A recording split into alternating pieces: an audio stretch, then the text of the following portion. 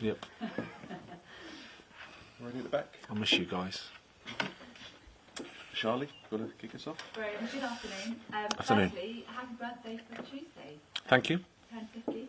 Don't remind me. I don't want to remind you, but how did you celebrate? Can you give your celebration? Yeah, just some presents with the family, and then went out for some lunch, and just had a nice day with some family and friends.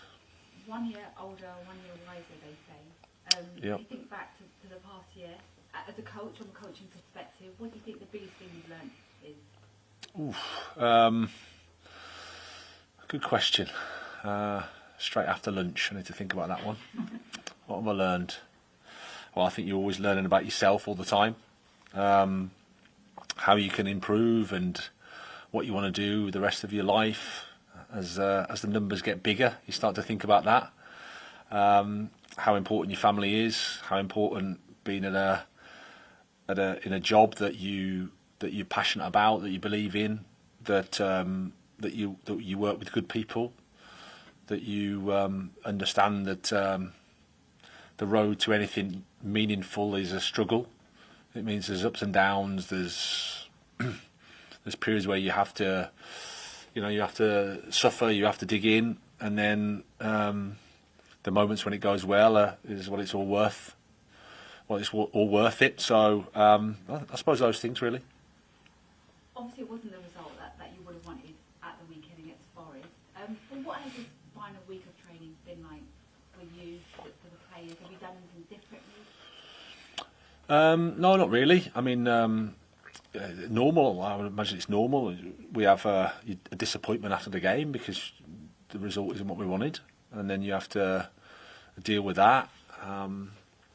So we made sure we give the players some time just to clear their heads, recover the ones that didn't play, that played, and train the ones that didn't. And then we've had a good couple of days now training, 2 or 3 days of training.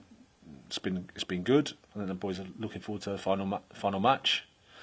As always, when you get to this point, it's a long season, but one more push, and we'll do everything we can to win the game. You mentioned it is one last game now, away to Ipswich Town on Sunday. What do you want to see from your team in that game in terms of performance? Well, as always, I think building on the things that we've been doing well. We need to be competitive, of course. We need to be solid. We need to be respectful of the challenge that it's going to be. They're in the last Premier League game for them at home, so they'll want to finish in a good way, as we do. So we always respect the opponent and respect the competition, but we want to play with a purpose and play with a positivity, and as I said, try to win the match. In terms of team needs for this game, any fresh injuries to contend with, any players coming back? No, we're pretty much as we were. Is this a good chance, with it being the final game of the season, to try out new players, maybe try out something a bit differently, that's something that's on your mind? No, I think it's our focus is to try to win the match. If you try and sum it with one game to go, it's not doesn't make sense. It's about trying to be consistent with what we've been trying to do, and attacking the game as best we can and going for the win. In terms of Ipswich, what have you made of their rise under Kieran McKenna? I know relegation has been confirmed for a while now, and they weren't able to kind of get over the line in terms of safety. But what have you thought of their whole sort of journey on this time? Yeah, it's been amazing. I would say 2 promotions. When he first went in there to where they are now, how much better the club is, how much stronger the club is, how much more equipped the club is to compete in the Premier League, the top of the Championship. It's been an amazing journey for them. Obviously, it's a setback, but like I said at the start, sometimes the setbacks are where you learn and you get stronger and you come again. Liam Delap is a player who people have been speaking about all season long, obviously, for his scoring, for his goals. What do you make of him as a young English striker, as a young English talent? What do you make of his attributes, and what kind of a test do you think your defence have on their hands on Sunday if he does start? Well, he's a strong, physical, direct centre forward. A bit of the old school, if you don't mind that phrase. But he's uses his body well, but at the same time has quality. So you can see he's educated well.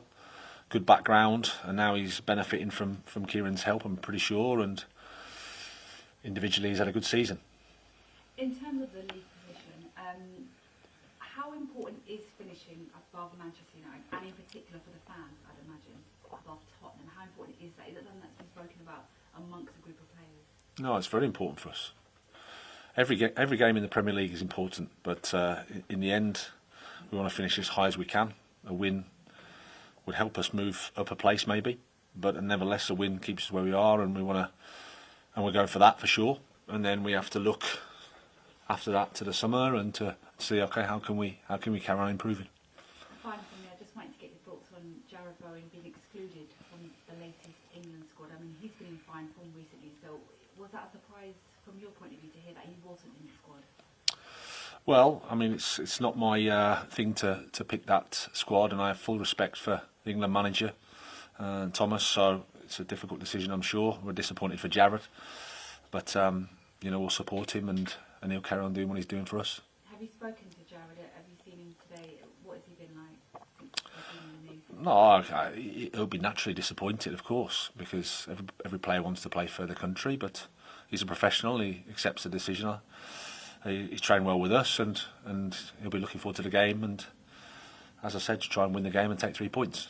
Great, thanks very much. Thank you, Charlie. Cameras off, please.